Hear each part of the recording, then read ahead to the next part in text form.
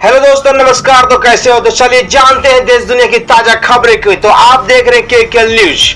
तो खबर आ रही है कि भारत निर्वाचन आयोग ने अरविंद केजरीवाल की आम आदमी पार्टी यानी आप पार्टी को एक राष्ट्रीय पार्टी के रूप में मान्यता दे दिया है, जबकि एनसीपी, सीपीआईएम और टीएमसी का राष्ट्रीय दल का दर्जा वापस ले लिया है।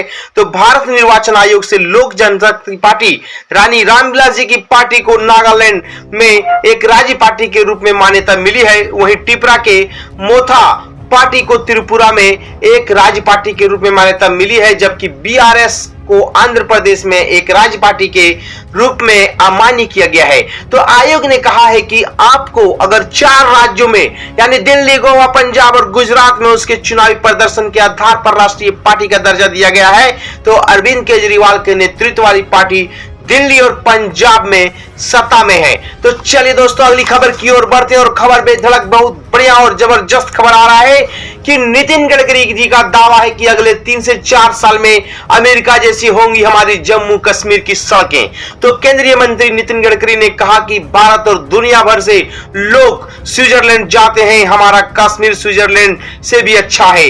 उपराज्यपाल जी ने 13.5 एकड़ जगह की पहचान कर दी है और हम बहुत जगहों पर सड़क किनारे सुविधाएं, हैंडलूम, हस्तकला और पश्मीना का मार्केट हो उसके लिए दुकानें डाल रहे हैं। तो चलिए दोस्तों, फिर से अब चलते हैं अगली खबर की ओर और यह बहुत ही जबरदस्त खबर आ रही कि दिल्ली में एमसीडी इलेक्शन यानी 26 अप्रैल को होगा मेयर पद का चुनाव और 18 अप्रैल तक प्रत्याशी कर सकते हैं नामांकन।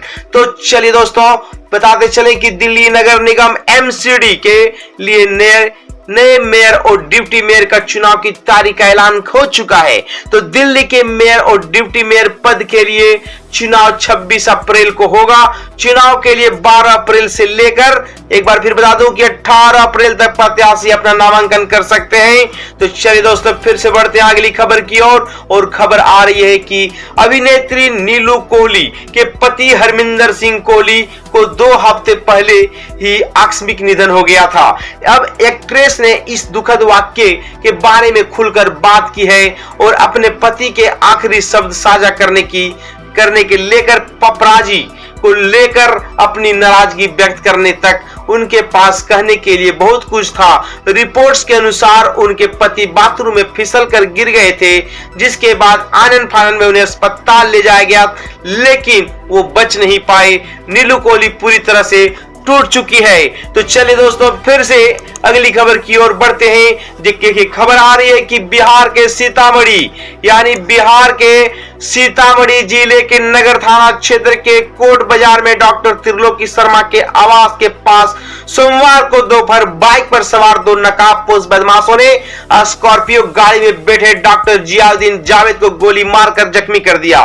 तो गोली चिकित्सक के सिर में रगड़ते हुए निकल गई। गोली मारने के बाद बाइक सवार बदमाश गौशाला की तरफ भागे। घायल अवस्था में डॉक्टर जावेद को इलाज के लिए शहर के एक निजी अस्पताल में भर्ती कराया गया।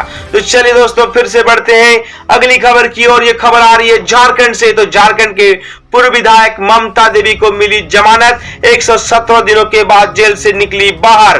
तो कांग्रेस की पूर्व विधायक ममता देवी जमानत पर आज सोमवार को जेपी केंद्रीय कारा हजारीबाग से बाहर आई। शाम 4:15 बजे कानूनी प्रक्रिया पूरी होने के बाद जेल से बाहर आकर अपने परिजनों से मिली। इसके बाद वहां से पैतृक आवास अपने रामगढ़ के लिए रवाना हो गई। तो रामगढ़ की पूर्व विधायक ममता देवी को 13 दिसंबर 2022 को अदालत ने 5 साल की सजा सुनाई थी। तो चलिए दोस्तों, फिर से बढ़ते हैं अगली खबर की ओर। तो फिर से खबर आ रही है कि बरेली के निकाय चुनाव से पहले अवैध गन फैक्ट्री का भांडाफोड़, भारी मात्रा में हथियार बरामद। जाने पूरा मामला। तो चलिए मामला बताते हैं कि बरेली यानी उत्तर प्रदेश नगर निकाय चुनाव का ऐलान होने के बाद पुलिस प्रशासन अलर्ट मोड में है और पुलिस ने सोमवार को बरेली के बहेड़ी थाना क्षेत्र में घर में चल रही एक अवैध गन फैक्ट्री का भांडाफोड़ किया है। यहां से बड़ी संख्या में अवैध हथियार बरामद किए गए हैं और कुछ अध बने भी बने हैं, जो बने आधा बना हुआ है। तो पुलिस ने एक आरोपी को हिरासत में लिया। हिरासत में लिए गए आरोपी से पुलिस पूछताछ की, इसके बाद मुकदमा दर्ज कर जेल भेज दिया है। तो बरेली देहात के बहेड़ी थाना क्षेत्र के इस्लाम नगर गांव निवासी मोहम्मद निसार को पुलिस ने सोमवार को उसके घर से गिरफ्तार किया है। वह घर में अवैध रूप से शस्त्र बनाने का काम कर रहा था। पुलिस ने बताया कि सूचना मिली थी कि मोहम्मद निसार अपने घर में अवैध शस्त्र बना रहा है। यह अवैध शस्त्र निकाय चुनाव को लेकर तैयार किए जा रहे हैं। तो चलिए दोस्तों, ये बहुत गंदी बात है।